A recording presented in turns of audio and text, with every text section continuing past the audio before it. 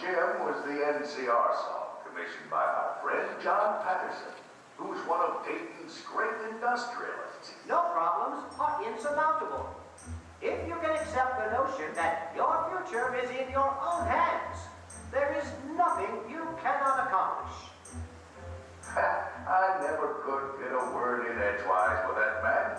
John Patterson was always making speeches, doing his best to coax greatness out of each and every one of us. As you know, he inspired me every day when I worked for him at National Cash Register Company, NCR. Back then, I was just Edward Deeds, long before I became Colonel Edward A. Deeds in World War I. Oh my yes, we have a few surprises today as we explore Dayton's rich tradition of invention. That's right, Scipio. Scipio's a part of our history too. This big, lovable lug and Orville Wright are almost as inseparable as Orville and Wilbur. Scipio's going to run point today as we share with you some of Dayton's great achievements. Take a look. It was my idea to collect these historic pieces among thousands of others and preserve them here. But it took so many generous folks and organizations to build the park that you're enjoying today. Scipio, you remember my old buddy Harry Price? I first met Harry when I was president of the Miami Conservancy District, our region-wide flood prevention system. Harry and the Price Brothers Company were crucial in supplying preformed concrete blankets for reinforcing the levees we built after the Great Dayton Flood of 1913. We owe a debt of gratitude to Harry Price for his flood prevention work, and we owe a great debt to his descendants, Rita and Gail Price, for making today's presentation possible. That's why we built this theater, to highlight the Dayton industries and entrepreneurs that changed the world. Where would we be without all of Dayton's invaluable contributions to progress? People ask me, when did I know that Dayton would make its indelible mark on the world? And I say right around 1909. That's when we started seeing Dayton's name around the nation, globe.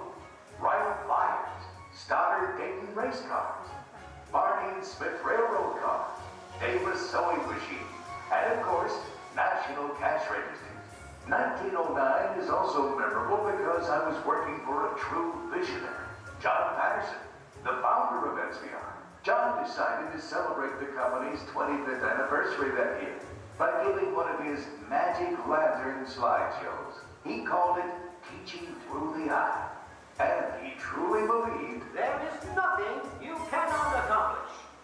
I started this company when I saw the potential of an invention by James and John Riggin, two local saloon owners who recognized the need to keep their bartenders honest by creating a method of accountability in sales transactions. I took their incorruptible cashier from Dayton innovation to global success. Not that we didn't have obstacles. Early on, our cash registers were acting up, malfunctioning. So I moved my desk to the factory floor to find out why. And what I quickly saw was a dark and dirty environment. How are we going to produce quality mechanical machines in a place like this? So we are cleaning up our act, creating clean daylight factories with floor-to-ceiling windows to provide fresh air. For you, my employees, I've set up lending libraries, suggestion boxes, made medical care available in the factory with company doctors, provided hot soup and malted milk to keep you healthy, and developed trades programs for your children. And it's working. Productivity and quality are off the charts. We are now producing over 500 machines a day. You've read our motto all over the factory. One simple word. Think. I understand a prized employee, Mr. Thomas Watson, plans to use that exact slogan when he turns Dayton Computing Scale Company into something called IBM Now that we are modernizing the way products are made, I thought, why not revolutionize the way we bring them to market? So we divided the marketplace into territories, established sales training classes, and a commissions program to reward success. We're pioneering direct mail, and I fashioned another brilliant slogan to be used on all our advertising. Get a receipt. I sure like the sound of that. Now, as I was saying, He could go on for days about the glorious contributions he made to business, but he had the goods to back them. John Patterson is known as the father of American salesmanship for good reason, but he wasn't the only pioneer at NCR. There was another genius I had the pleasure of working alongside. His name was Charles F. We became fast friends, eventually collaborators, business partners. While at NCR, we developed the all-electric cash register for Mr. Patterson. Charles valued spending time with NCR's salesmen. He said it was the only way to truly discover what the customer wanted. And one of the best salesmen was a good friend, Richard Wright, who would make his mark on the business world as the enterprising leader of the Reynolds & Reynolds Company. Meanwhile, in 1909, we were working on a company of our own called Delco, Dayton Engineering Laboratories Company. Charles would come to my barn, sometimes with a few of our NCR co-workers.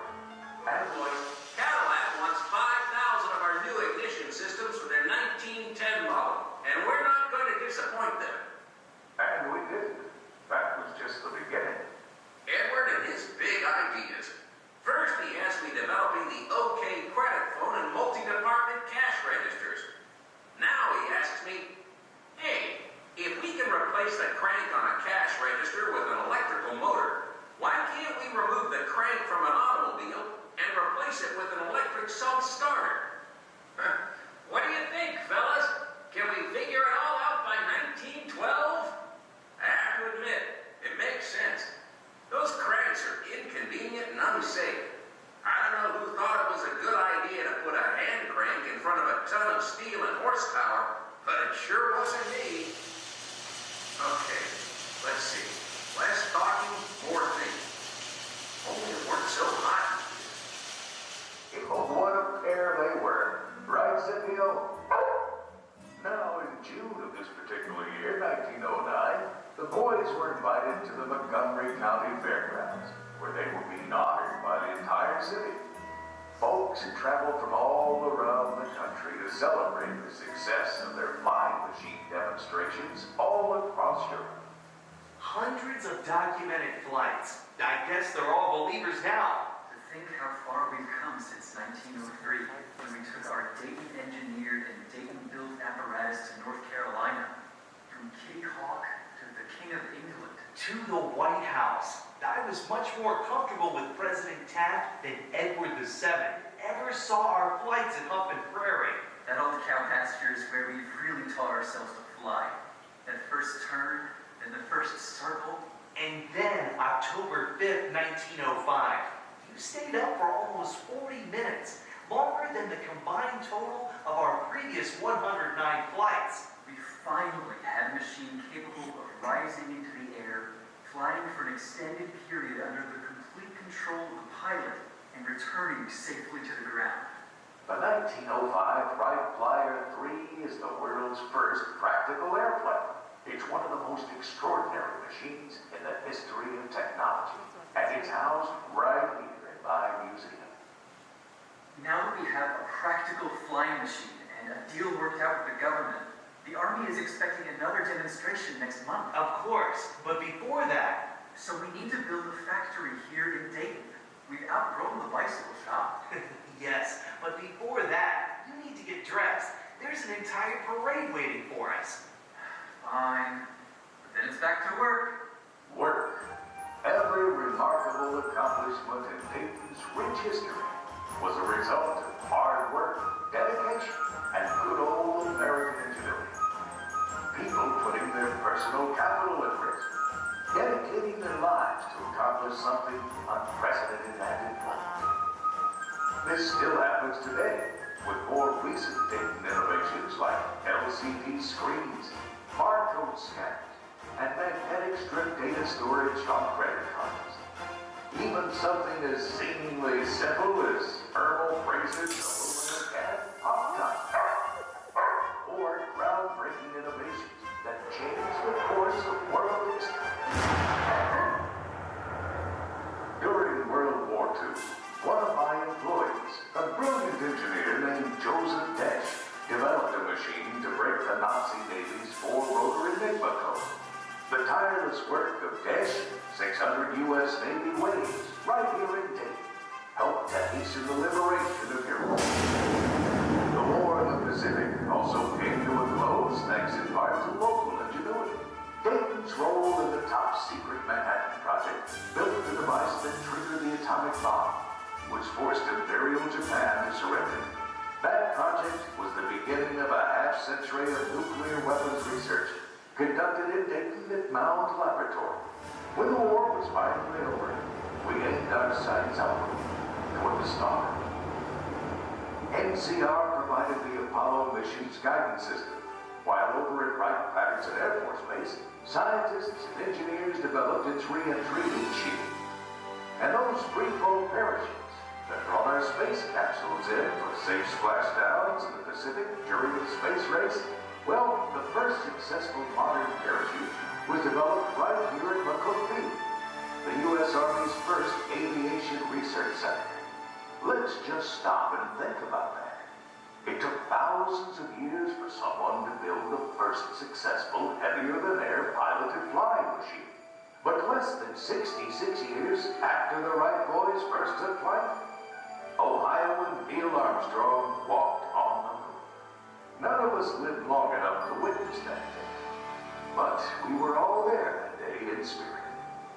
Well, I could keep you all here for hours sharing the incredible accomplishments made by the people of this city, this remarkable city.